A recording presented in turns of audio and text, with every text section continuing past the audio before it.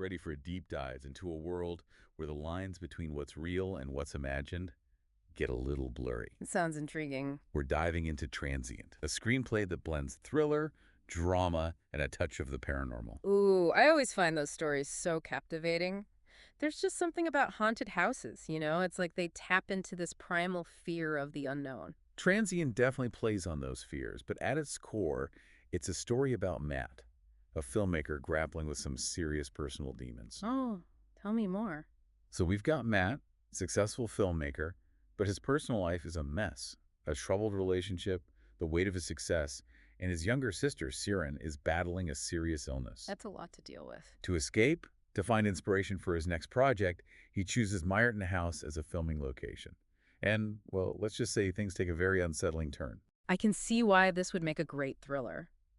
Choosing a location steeped in mystery or tragedy isn't unheard of in filmmaking, though. It's like these places draw storytellers in. Think about all the stories surrounding films like The Exorcist or Poltergeist. Eerie occurrences during production, strange coincidences. Makes you wonder if those stories are just coincidence or if there's something more at play, right? Exactly. It's like life imitating art, or perhaps art imitating life. Maybe both. But back to Transient.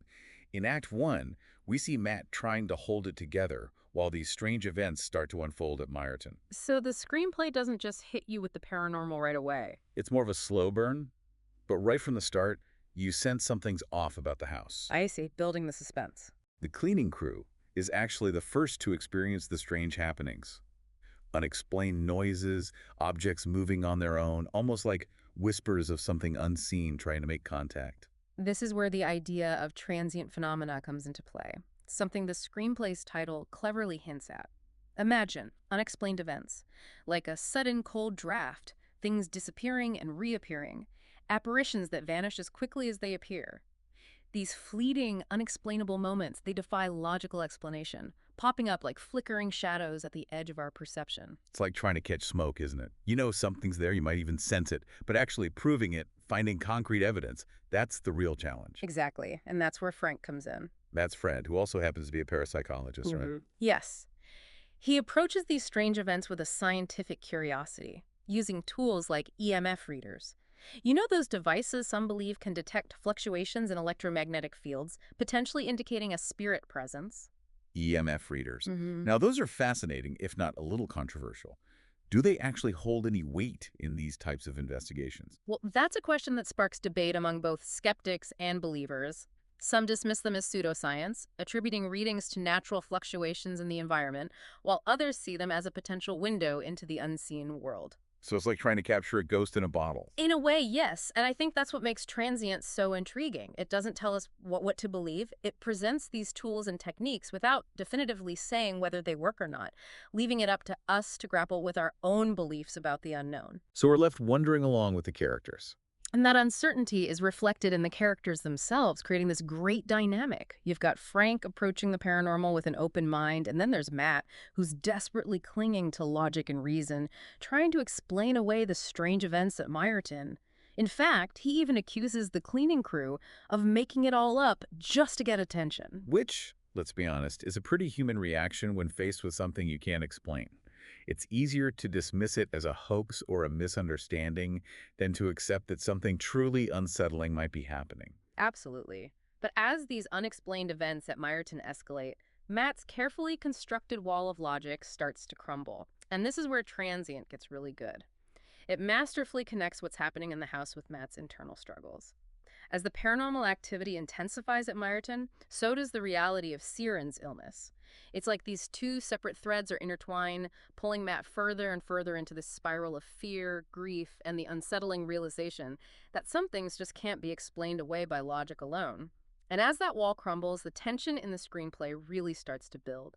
Act 2 takes us deeper into the mysteries of Myreton House, and things go from strange to downright chilling. You're not kidding. The discovery of a hidden body in the house is a major turning point in the story. It's a game changer for sure. Suddenly, it's not just about creaking floorboards and flickering lights. There's a real sense of danger, of something sinister lurking beneath the surface. And the victim, Dale Frash, turns out to be a convicted rapist who had disappeared years earlier. Which adds another layer to the mystery, right? It's like the house itself has been holding on to this dark secret, this connection to a past crime, and now it's revealing itself. It's almost as if those ghostly children, the ones whose fingerprints were found all over that hidden room, played a part in bringing this man to justice. That's a powerful image. The idea of a haunted house seeking justice for past wrongs, it taps into that primal desire for balance to be restored. But the screenplay doesn't offer any easy answers. It makes you question whether this was the work of vengeful spirits or just a chilling coincidence. Even Johnson, the investigator who is dead set on shutting down production at Meyerton, has a change of heart after experiencing something terrifying in the house. He goes from skeptic to believer in the blink of an eye. It's amazing how a single, unexplainable encounter can completely shift your worldview, isn't it? Suddenly, all those things you thought you knew, all those logical explanations, they just go out the window. It's like the house puts you to the test, forces you to confront those things you'd rather ignore. Exactly. And amidst all of this, Matt's connection to Meyerton deepens when Siren reveals she might have a connection to the house, too. She claims to have known Derek, the actor playing the lead in Matt's film, from before, even suggesting he saved her life years earlier. Wait, how is that even possible? That's the question that starts to eat away at Matt, especially when he finds a drawing Siren made years ago, a drawing of her guardian angel, and the resemblance to Derek is uncanny. Talk about a case of chills down your spine. It's like the screenplay's messing with our heads, making us question what's real and what's not. And just when you think it can't get any weirder, we learn more about Meyerton's tragic past. The house has a dark history, that's for sure. A fire back in 1975 claimed the lives of 12 children and 3 adults. That's horrifying. To think of all those lives lost in such a tragic way. It's devastating. And it gets even more unsettling when you learn the fire might not have been an accident. There are hints that the children were being abused and that they might have set the fire themselves in a desperate attempt to escape. So it's like this house has been soaked in tragedy. It's almost as if the pain and suffering of the past has seeped into the walls, creating this palpable sense of unease. You know, it makes you wonder if houses could hold memories, what stories they would tell. Would it be tales of joy and laughter, or would they be filled with echoes of past traumas? That's a haunting thought. And it's a question that Transient forces us to consider. Are these places merely bricks and mortar, or are they something more, something capable of absorbing and reflecting the experiences of those who have lived and died within their walls? And as if the echoes of Meyerton's past weren't enough to contend with, Siren has a very real, very tragic experience of her own that shakes her to her core.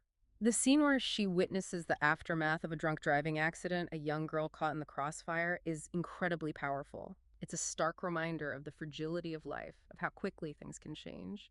Especially with Siren facing her own mortality. It's like the screenplay is drawing a parallel between these two events, highlighting the randomness of tragedy and our own powerlessness in the face of it. And yet, despite the darkness, there's also this glimmer of hope, of resilience. Instead of falling apart after witnessing that accident, Siren makes a choice to fight for her own life. It's like that brush with mortality ignited something within her. Absolutely. She decides to undergo chemotherapy, to face those grueling treatments head-on, even though she's terrified of needles. It's a testament to the strength of the human spirit, wouldn't you say? It really is. But Transient doesn't sugarcoat the realities of what Siren is going through. We see the toll those treatments take on her, both physically and emotionally. It's a difficult but important reminder that even the strongest among us need support, especially when facing such difficult challenges. And she finds that support in her brother, Matt. He's there for her every step of the way, juggling the demands of his film with his responsibilities as a brother. Their bond, it's a really beautiful portrayal of family love and the lengths we go to for those we care about. And it's interesting how that theme of support, of finding strength in unexpected places, extends to Siren's relationship with Derek, the actor who might be more than meets the eye. Their bond is fascinating. It makes you question whether Derek is real, a figment of Siren's imagination, or something else entirely. And as their connection deepens, Transient blurs the lines between reality and the unexplained even further, especially when the truth about Derek comes to light. And just like that, the rug is pulled out from under us. It's a real, hold on, did that just happen? Siren, during a national news interview, reveals that Derek, the actor she's formed this incredible bond with, has been dead the entire time. Talk about a bombshell. The way the screenplay reveals this truth through Siren herself is brilliant. It's not some spooky reveal in the dead of night at Meyerton. It happens in broad daylight on live television, completely catching everyone off guard. You can practically hear the collective gasp from the audience, both within the screenplay and those of us experiencing the story. It's like the boundaries between what's real and what's not just completely dissolve. It's a brilliant way to highlight the idea that sometimes truth can be stranger than fiction. And it makes you question everything you thought you knew about the story. I love that we see Frank, usually so composed, just blurt out, "This is so unreal." It's a completely human reaction to something that defies all logic. It goes to show that no matter how much you think you understand the world, there are always going to be things that challenge your perception, things that make you question everything. And that's what makes Transient so compelling. Exactly. And as Matt grapples with this revelation about Derek, we see Siren facing her own mortality with a kind of acceptance, a peace that's both heartbreaking and inspiring. It's as if her connection with Derek, whatever its true nature, has given her a glimpse beyond this life, preparing her for what lies ahead. And their conversations in those final days take on a whole new meaning. They speak about death not as an end, but as a transition, a journey back to a sense of wholeness. It's a theme that resonates across cultures and throughout history, this idea that our time on Earth is just a small part of a much larger journey. And Transient handles these themes with incredible sensitivity and grace. Their goodbyes, both Derek with his mother and Siren with Matt, are utterly heartbreaking, yet there's a sense of peace to them, a sense of a cycle coming to a natural close. And through their stories, their courage in the face of the unknown, Transient, reminds us of the power of hope, of love, even in the face of loss and grief. And while we say goodbye to both Siren and Derek, the story doesn't end there.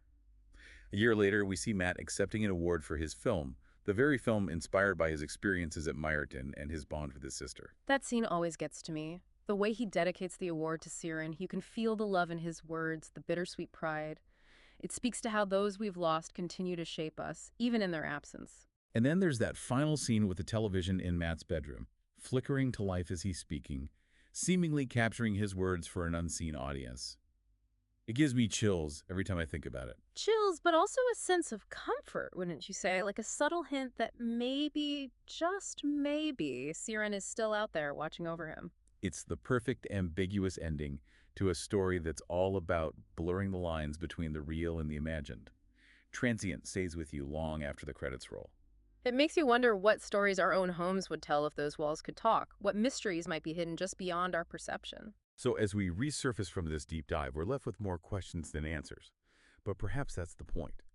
Transient invites us to embrace the unknown, to open our minds to the possibility of something more, something extraordinary, existing just beyond the veil of the everyday. And sometimes that's all it takes to spark a sense of wonder, a curiosity about the world and our place within it.